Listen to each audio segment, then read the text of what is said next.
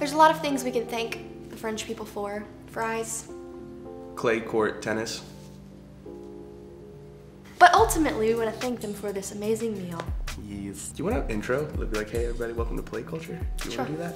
Sure. Because I usually do that, so. Hey everybody, welcome to Plate Culture!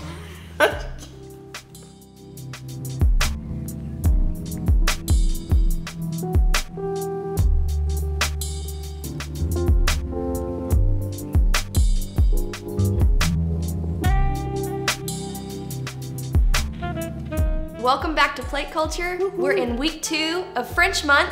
Week 2. Really excited. French month has been a blast so far.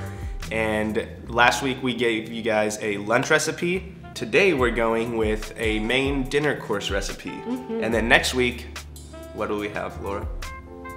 French fries. Use your Dessert. logic. Desserts. Next week is dessert. Stay tuned. Get a sip of coffee. You are such a ding dong. Look, we got these in France. Okay. They're little coasters made of limestone. Since it's French month, I have a couple of fun facts about France. Fun facts. Fun facts. Like what?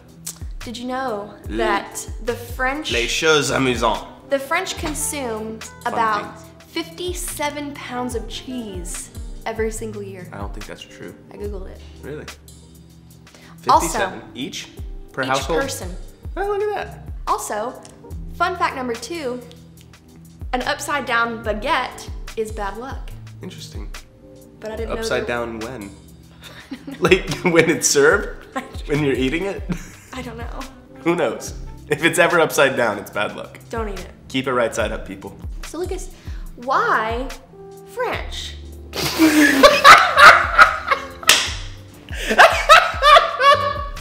French! These are the things that bloopers are made of. She said, why French? Another fun fact, speaking of, croissants didn't originate in French. In French? Okay. They originated in Austria. We don't talk about that. So Lucas, what inspired you to do French month? Well, kind of like what I talked about last week, I did study abroad in Bordeaux, which is the wine capital of France. And so there are over 100,000 vineyards or chateaus in France. And this recipe that we are making today was inspired from that culture. One thing that I have found about traditional French cuisine is a lot of recipes stem from necessity rather than taste. You have one recipe that does one thing and then you have a lot of leftover foods or something along those lines. For example, there's a dessert in Bordeaux that came from people having an excess amount of egg yolks because they used the egg whites to patch holes in the barrels and the different things that were used to make wine. And so they had a ton of egg yolks left over and they made this dessert called a quenelle. This recipe is one of those as well. And today we made coq au vin, which is a traditional French food that traditionally used the rooster that was a little bit older and a little bit more tougher to chew. And it uses wine and different cooking methods to really break down that meat and tenderize the tougher meats. So to start out with coq au vin, coq au vin, coq au vin, coq au vin. I keep saying coq au vin, but it's coq au vin. Coq au vin. Coq au vin. So while the traditional coq au vin uses rooster meat, we use chicken legs and thighs, which is actually pretty common in today's culture in France as well. Couldn't find no rooster. Couldn't find no rooster. Not even at the fresh market. You want to try to avoid the white meats because those are going to dry out a little bit easier.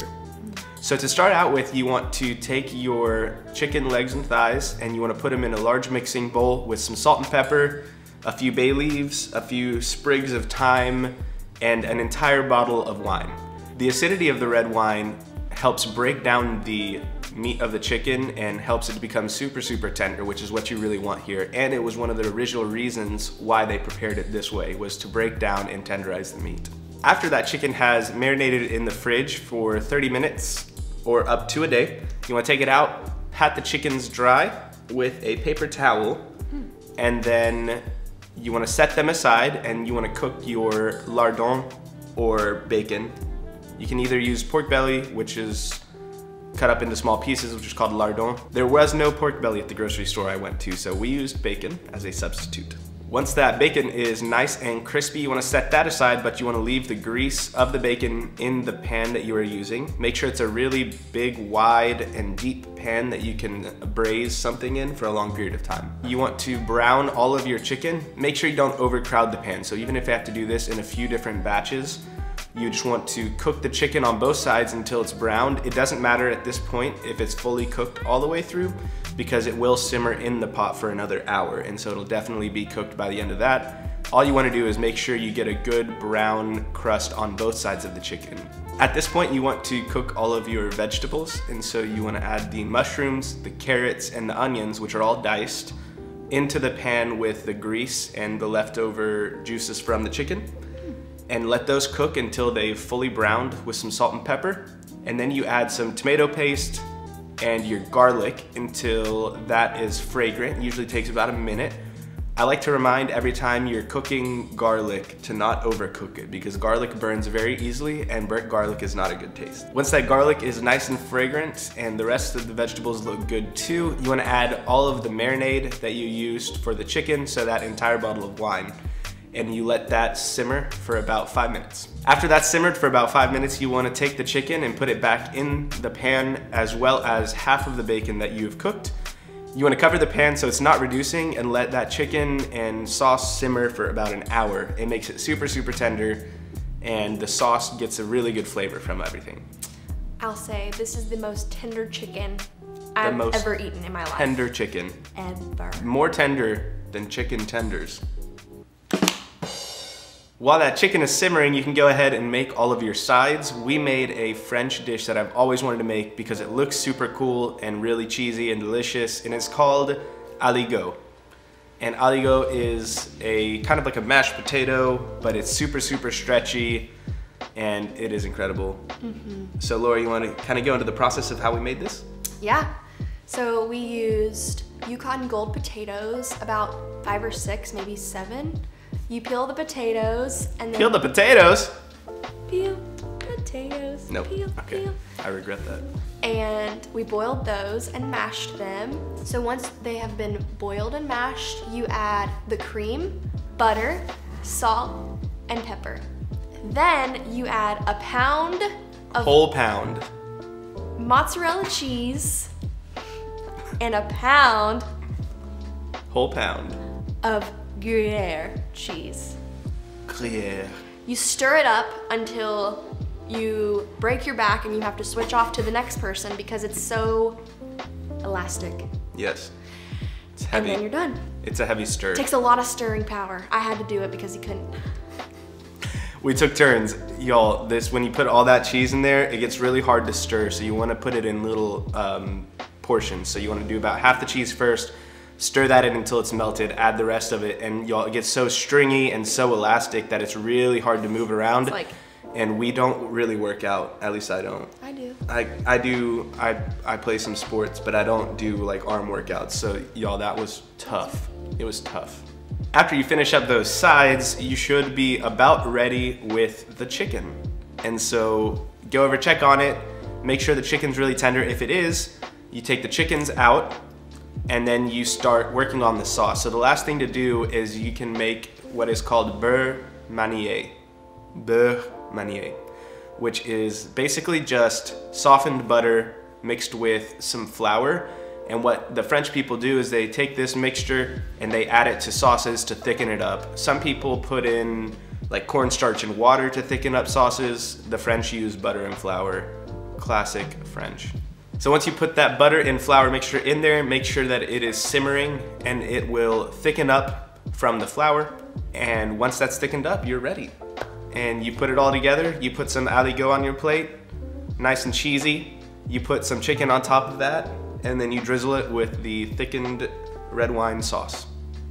Potatoes, stack, stack. Boom. That's how you do it. I'm gonna say that this has been the best meal that you've made. Thank you. Just the best? The best. The number one. I would say number one. The tippy top of the meals. cherry on top. But it was because the chicken was so tender, the cheesy potatoes were so good. They were very good. I highly recommend that you making this. I highly 10 out of 10 recommended. There is something about French cooking, y'all. There's a reason it's so famous. It's so popular. Yes, there are other great countries for food, but the traditional French foods are just so good, y'all. It's like the ultimate Get comfort food. into French cooking. Julia Child, Gordon Ramsay, there's lots of famous chefs out there that started with French cooking and to this day cook a lot of French foods, and they are all incredible. Thank you guys so much for joining week 2 of French Month. Make sure you tune in next week for our French dessert. Yeah. What do you do, Laura? You like and subscribe. You forgot that. Make sure you tune in next week for our French dessert and like and subscribe our channel. Woo-hoo. Adios. Au revoir. Was that French? Yeah, but I said the Spanish one as a joke.